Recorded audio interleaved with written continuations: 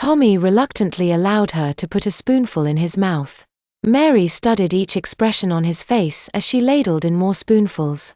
After 3 spoonfuls he grimaced at the taste of the squash and turned his head away in utter disgust. He couldn't eat another mouthful of that crap or he'd toss his cookies then and there. "You're not Bobby," she yelled. "Bobby loves squash. Tom always hated squash. You're Tommy." "She knows who I am," he thought in panic.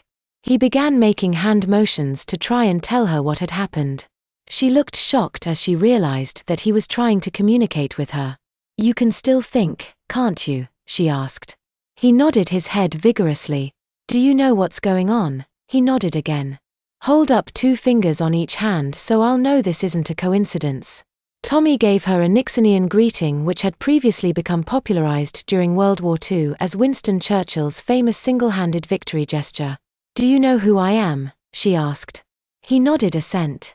"Was there a mix-up at the daycare center?" she queried. He nodded again. She laughed and said, "Do you mean that Marge has Bobby?" He nodded again. "Well, I'll call her so we can exchange babies." "Does your mommy know you can still think?" she asked in a slightly bemused tone. He shook his head no. He moaned and started to cry. She stood in shock for a moment and then a quizzical expression came over her features. She took the bowl from the tray and removed the tray from the high chair. She looked down at him while he sobbed. She hesitated, then put 3 of her fingers down into the front of his diaper. "Did you wet your diaper?" she demanded. Tommy nodded and continued to sob.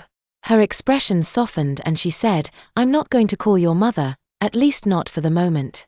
Now, calm down while I get you a dry diaper. I'll be right back." His crying had quieted to sniffles when she returned and kept looking down at his diaper and weeping. "Are you finished? Is that all?" she asked. "Yes," he nodded. He frowned looking down with an expression of intense concentration on his face. He looked up at her, then his expression changed to surprise and he started to cry again. "Well, what's wrong now?" she demanded. His face blushed crimson in embarrassment. The smell of a dirty diaper assailed her nostrils. She smiled broadly and said with venomous condescension, "Did little Tommy make a poopy in his didy?" He nodded miserably. Well.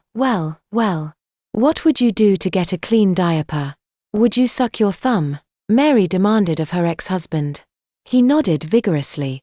"So, you like sucking your thumb?" she exclaimed with an air of astonishment and disgust.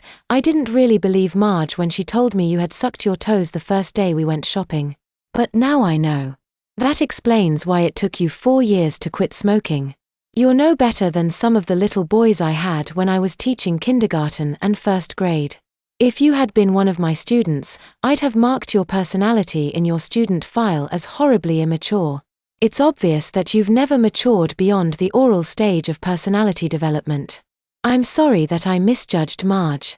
I had thought that she was exaggerating for effect. Now I know she was telling the truth. You don't only suck your thumb, you like to suck your toes too. I wish I had known how infantile you were before I married you. Since you didn't object to sucking on a baby bottle the other day while we were shopping, I guess you enjoy nursing a bottle too. You must have been ecstatic when I fed you yesterday."